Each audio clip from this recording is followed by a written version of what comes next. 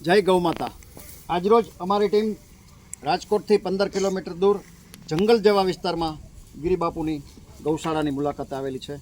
મિત્રો, આજના હળાહળ કળિયુગમાં તમારે ક્યાંય સાચા ગૌસેવકના દર્શન કરવા હોય ને તો એકવાર જરૂરથી આ ગિરિબાપુની ગૌશાળાની મુલાકાત લેજો, ગિરિબાપુને મળજો। અત્યારે 42, 43, 45 ડિગ્રી તાપમાનથી રાજકોટની ધરતી સળગી રહી છે। આ માણસની કપડાની હાલત જોઈ લો। 45 ડિગ્રી તાપમાનમાં એણે પગના ચંપલ પહેર્યા નથી, કારણ કે આર્થિક વ્યવસ્થા નથી। મિત્રો, આ બધી ગૌ માતાનું આ માણસ એકલે હાથે ભડવીર ગૌસેવકની માફક શ્રેષ્ઠ રીતે જતન કરી રહ્યા છે। 33 કરોડ દેવતાનો જેમાં વાસ છે।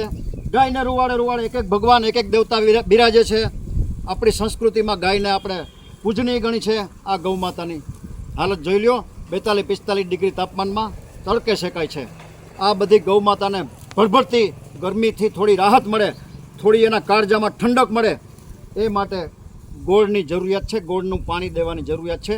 એક ડબ્બાની કિંમત 1300 રૂપિયા, 1300 થાય છે। જે કોઈ ભામાશાને, જે કોઈ સમાજના શ્રેષ્ઠીઓને, ગૌપ્રેમી મિત્રોને આ તડકામાં ભઠ્ઠામાં શેકાતી ગૌ માતાની ટાઢક માટે, એના કાળજાને ઠંડક મળે એ માટે 1 ડબ્બા, 2 ડબ્બા, 5 ડબ્બા, 10 ડબ્બા ગોળનું અનુદાન કરવાની ભાવના હોય, પોતાની લક્ષ્મીનું શ્રીદાન ગૌ માતાના ચરણે ધરી ઈશ્વરના અને ગૌ માતાના અનન્ય આશીર્વાદ પ્રાપ્ત કરવાની ભાવના હોય તો અમારો સંપર્ક કરી શકો છો। Mobile number 9825077306।